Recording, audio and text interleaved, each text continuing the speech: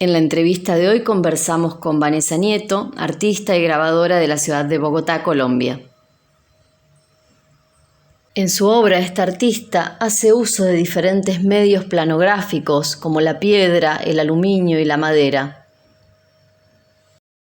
Desde 2019 se vincula como docente de litografía en la Universidad Nacional de Colombia. Reactivando este medio y propiciando un nexo entre la tradición y la experimentación. Bueno, ¿qué tal? Estamos con Vanessa desde Bogotá. Veo que estás en tu taller. Bueno, contanos un poquito en qué zona, la historia de ese taller. Perfecto. Bueno, muchas gracias Lorena por esta oportunidad, por esta invitación. Sí, en este momento me encuentro en Taller Circular, un taller de gráfica experimental ubicado en Bogotá, más hacia la zona centro de Bogotá. Es un taller conformado colectivamente por 4 artistas, incluyéndome, desde el 2015. Inicialmente este espacio se gestó junto a Natalia Mejía, que fuimos compañeras de arte en la Escuela de Artes Plásticas de la Universidad Nacional de Colombia, donde pues estudié mi pregrado. Y desde muy tempranos semestres, diría que más o menos como desde segundo o tercer semestre, se desarrolló una inquietud muy fuerte hacia la gráfica. Inicialmente, pues simplemente por una fascinación ante el oficio, ante toda esta magia que surgía al tener contacto con la materialidad implícita en el grabado. Ya había como unas inquietudes previas frente a la huella, pero digamos que mediante el lenguaje del grabado como que confluyeron y se acentuaron. También, bueno, pues mi papá es artista y de hecho es una bonita coincidencia que en estos días pues hice como una publicación de una memoria en la que comparto una sesión que tuve aquí en el taller con mi padre, imprimiendo un grabado en linóleo que él hizo cuando era estudiante de artes, hace 30 años más o menos, y era un grabado en linóleo que yo siempre veía rondando por la casa, y siempre tenía como esa inquietud de, bueno, ¿qué es esto? ¿Cómo se verá impreso? Pero nunca lo vi impreso.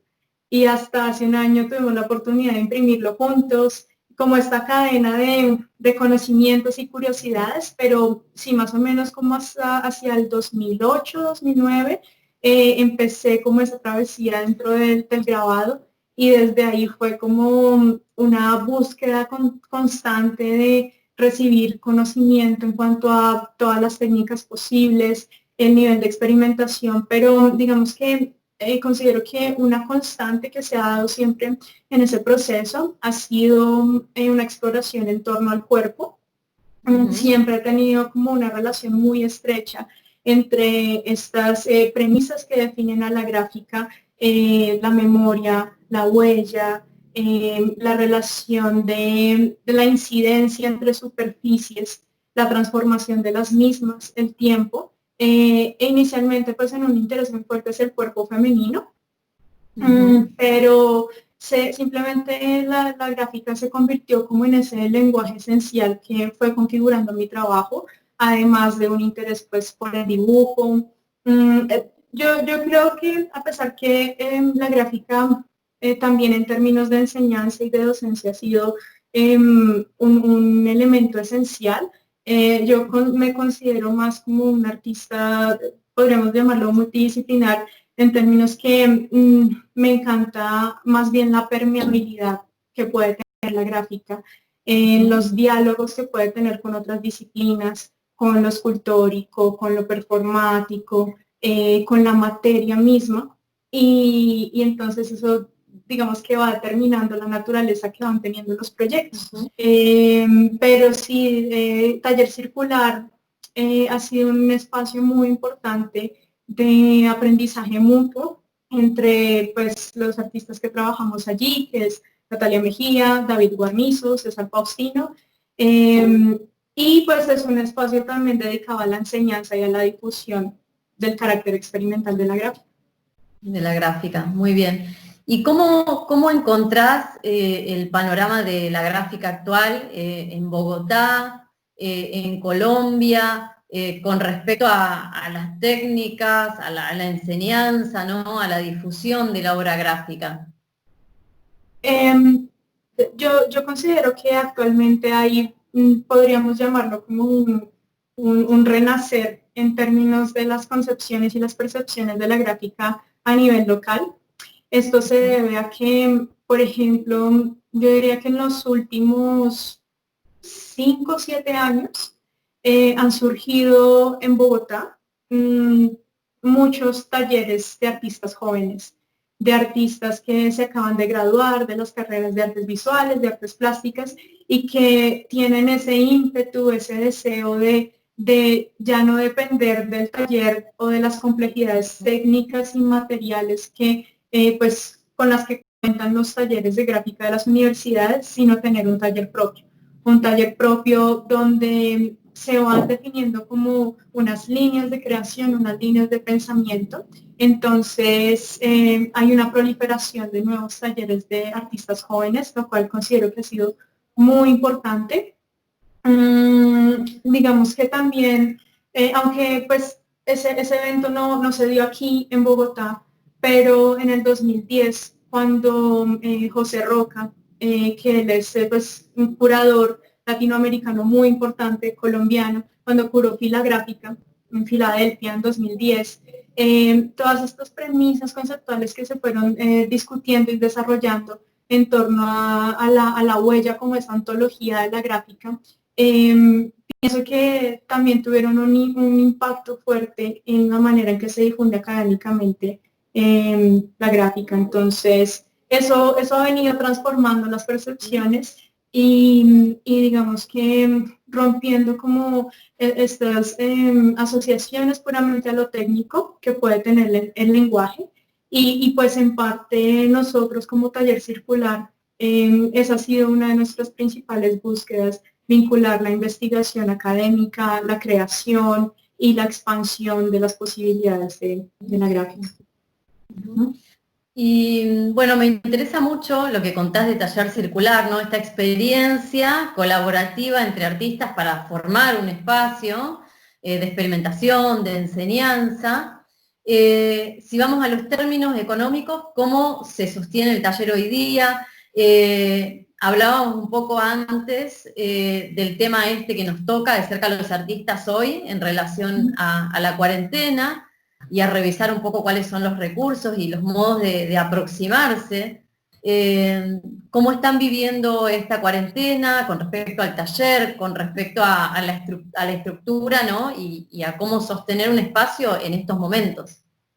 Claro, esto representa unos retos tremendos para todos, porque, bueno, antes de la cuarentena, una de las principales, de los principales movimientos en términos de sostenibilidad que tenía el taller era la educación, los cursos. Entonces nosotros manejábamos cursos particulares en torno a diferentes técnicas y esa pues, se daba como nuestro principal ingreso para sostener el taller, pues porque aquí prima la autogestión. Sin embargo, otro fuerte que nosotros hemos tenido es que colectivamente tratamos de estar muy pendientes, muy activos con los apoyos y las convocatorias que se abren por parte del gobierno, por parte de la ciudad, en términos de estímulos para artistas. Entonces, han sido plataformas muy importantes pues, para contribuir al sostenimiento del taller, pero también como plataformas de visibilización de nuestro espacio. Entonces, por ejemplo, en el 2018 ganamos como el primer estímulo como colectivo, que fue la beca Libro de Artista Cartografías Urbanas, que está otorgada por la Fundación Gilberto Alzate Avendaño.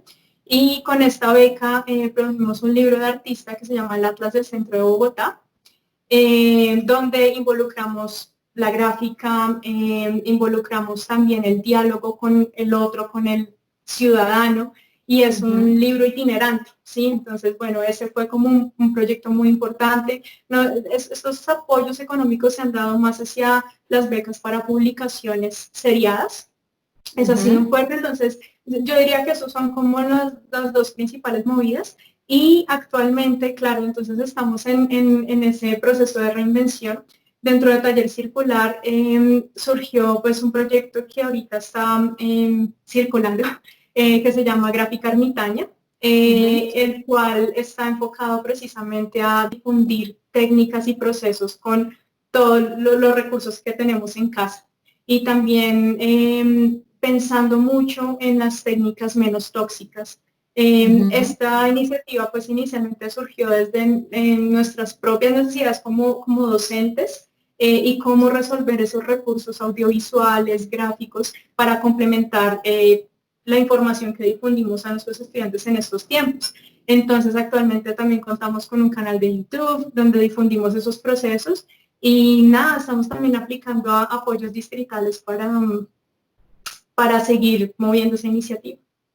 Exacto, para seguir sosteniendo, bueno, sabemos que los insumos para grabado además son caros, hay que sostener un taller, no es una tarea fácil. Pero bueno, lo importante es eso, es compartir proyectos, visibilizar, como vos decías, ¿no? Y bueno, como esta serie de entrevistas se trataba un poco de mujeres litógrafas, te voy a llevar un poco al campo de la litografía, o al terreno de lo planográfico.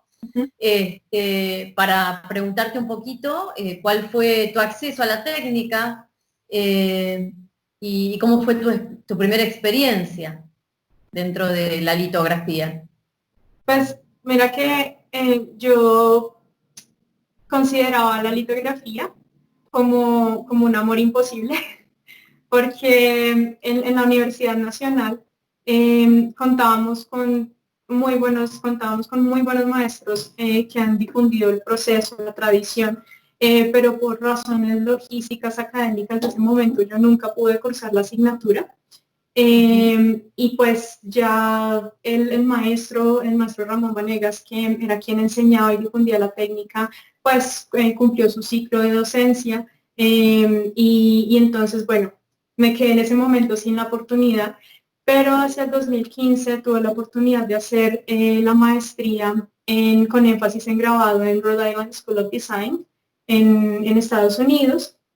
Y ese realmente fue mi primer encuentro con la litografía, ya viviendo directamente la técnica.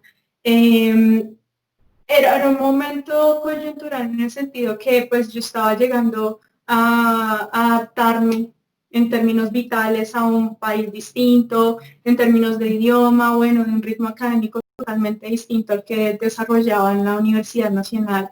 Entonces fue la primera clase que cursé, litografía. Al principio pues asumiéndola con bastante miedo, pero pues como por las situaciones que estaban asociadas a ese momento.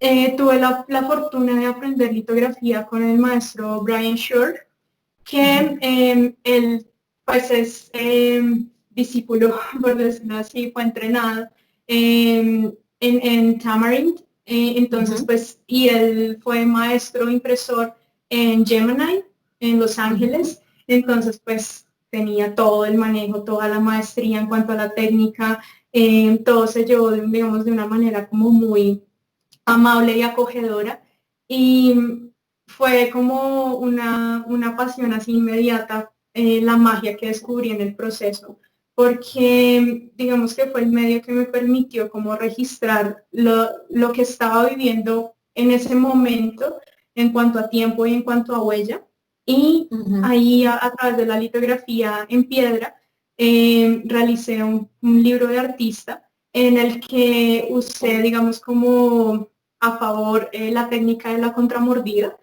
para hacer como variaciones a través de la misma piedra de las huellas que yo iba dejando en mi cama con mi cuerpo. Y fue como un diario de ese momento, y nada, desde ahí fue una fascinación total. Tuve la oportunidad también de aprender litografía y de ser asistente docente de Cornelia Machine, y ella, ahí digamos que complementé muchos conocimientos. Ella también fue entrenada en Tamarind, entonces fue un complemento súper interesante donde ya empecé a incorporar la docencia y la enseñanza de los procesos de la litografía. Entonces en RISD encontré un espacio muy importante para la experimentación, para la hibridación de distintos procesos bajo digamos que el rigor investigativo que se ha desarrollado en Tamarind. Y ya desde ahí fue total conexión con estos procesos. ¿Y cuánto tiempo estuviste en este proceso de formación, digamos?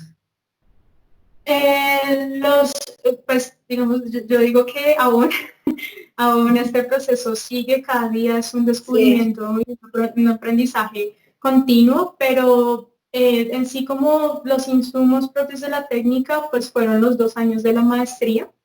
Sin embargo, cuando ya en el 2017 regresé a Colombia, pues me enfrenté a otros retos. ¿Por qué? Porque digamos que todos los rigores, toda la magia que se ha construido en términos del aprendizaje en la litografía bajo el sistema Tamarind responde a unas materialidades, a unas herramientas que pues son muy fáciles de conseguir en Estados Sí, Unidos. es de lo que Entonces, hablas. sí, yo aprendí con eso. Y claro, entonces ya en el 2018 empecé a enseñar en universidades aquí en Colombia. Yo actualmente enseño en la Universidad Javeriana y en la Universidad Nacional. Entonces, hay coyunturas importantes. Una es que, como te había contado antes, en el 2012 el maestro Ramón Vanegas termina como su ciclo de docencia. Y del 2012 al 2018 fueron 6 años en los que la litografía se dejó de enseñar en la Universidad Nacional, pues simplemente porque no, digamos que las cargas académicas no daban para suplir en ese momento el proceso. Y entonces, pues finalmente yo tengo la oportunidad de enseñar allí y fue un aprendizaje, un cambio de chip total, porque Completo. era adaptar lo que yo ya había aprendido en RISD con todas las comodidades que pues te daban todos los materiales, tenga esto, su kit, pero aquí Sí. era, bueno, cuáles son los nuevos proveedores, cómo reemplazo ciertas cosas, por ejemplo, en litografía en aluminio, pues en RISD te daban la placa ya procesada, micrograneada, aquí Claro. entonces vamos a granear manualmente y siguiendo esta premisa de esta constante investigación y búsqueda en torno a los procesos menos tóxicos. Y digamos que ahí también tuve una colaboración y que se sigue dando de manera muy importante con Margarita Rojas, que pues Sí, con sí. ella pues tenemos planeada en nuestra propuesta de ponencia, porque pues esos tejidos de aprendizaje se han dado de manera colectiva, pues al igual que aquí en Taller Circular, cada día descubrimos algo nuevo en cuanto a la técnica. Y se Bueno, da esa esto que decís, que nombrás a Margarita por estas cosas maravillosas, veámosle el lado positivo a la cuarentena, conozco a Margarita a través de las redes y bueno, está bueno que la traigas a la conversación. Y también esto que decís, ¿no? Que nos pasa a casi todos los países latinoamericanos, que tiene que ver con el tema de los recursos y los insumos específicos de grabado. Esto que vos nombrás de tener que granear las planchas, ¿no? De tener que reemplazar ciertos insumos, es algo que también pasa en Argentina, ¿no? Me interesa la parte del graneado perdón, de las planchas. Y bueno, ¿cómo fue este proceso de adaptación? Digo, porque me parece que es algo interesante de transmitir también, porque de alguna manera es dar herramientas a un montón de personas que están en la misma situación, ¿no? Sí, de acuerdo. Sí, ante todo, esta inquietud por la recursividad. Ujú. Mm, Fue un proceso, pues, de muchas pruebas sin tener como mayores recursos previos, a pesar que pues considero como un referente muy importante todos estos documentos que se han producido recientemente de la gráfica menos tóxica. Entonces, por ejemplo, los documentos de Paulo Delfini fueron un recurso muy importante para construir ya como la técnica. Empecé probando con arena, terminé pues confiando más en el óxido de aluminio, que también resulta complejo conseguir acá en Bogotá, pero es como que uno va construyendo ese inventario.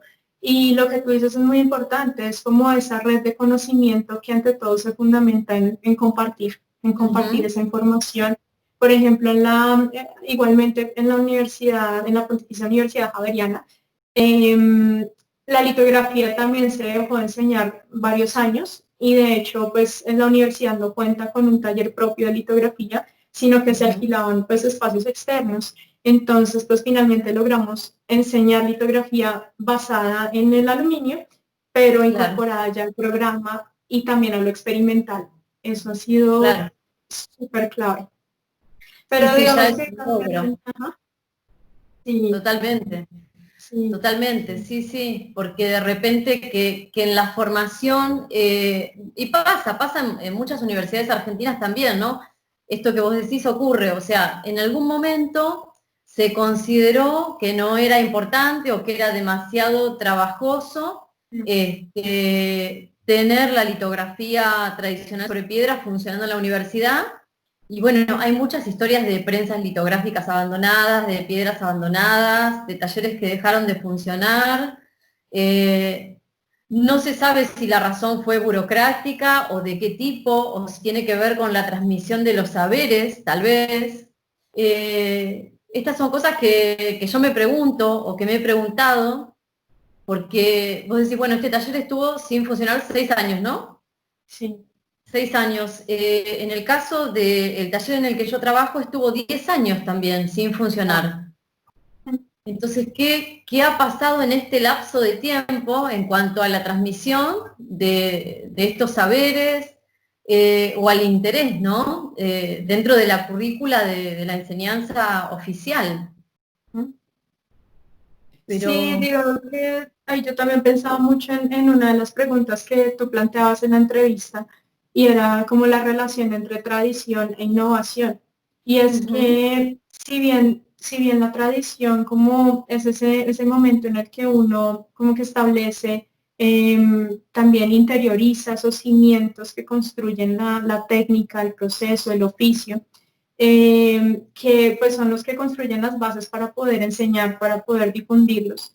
Pero es importante como articular ambas, la tradición y la innovación, y la innovación solo se da pues cuando uno responde a la contemporaneidad, cuando uno responde al momento en el que está viviendo y digamos que se propicia esa reflexión de cuál es la pertinencia de determinados lenguajes en este momento y cómo con los recursos con los que contamos actualmente en términos de tecnología, de materiales, recursos, en fin, cómo se transforman esas gramáticas, esos cimientos que han desarrollado la técnica. Exacto, exacto. Creo que esto último que decís es lo que nos plantea el desafío actual, como artistas, como docentes, y también para que de alguna manera ese acervo no se pierda, o sea, poder incorporar la tradición a este camino de la innovación y de la contemporaneidad es lo que hace que este mensaje, que estos saberes puedan pervivir, ¿no? Y trascendernos, me parece. De acuerdo. Sí, y bueno, de alguna manera estos videos yo creo también ayudan para acercarnos un poco y son los medios que tenemos para conversar y relatar un poquito las historias de los artistas alrededor del mundo. En este caso, bueno, agradeciéndote la comunicación ahí en Bogotá. Que se siente muy cercana, estamos casi conversando en la misma mesa. Bueno, muchas gracias Vanessa. No, a ti Lorena, muchas gracias. Esto es una oportunidad muy importante para compartir experiencias y seguir fortaleciendo como estas maneras de reconocer la litografía y el poder de la gráfica. Exacto. Bueno, saludo. Listo, muchas gracias. Pueden ponerse en contacto con sus proyectos a través de las redes sociales, Instagram o Facebook. Taller Circular, Bogotá, Colombia.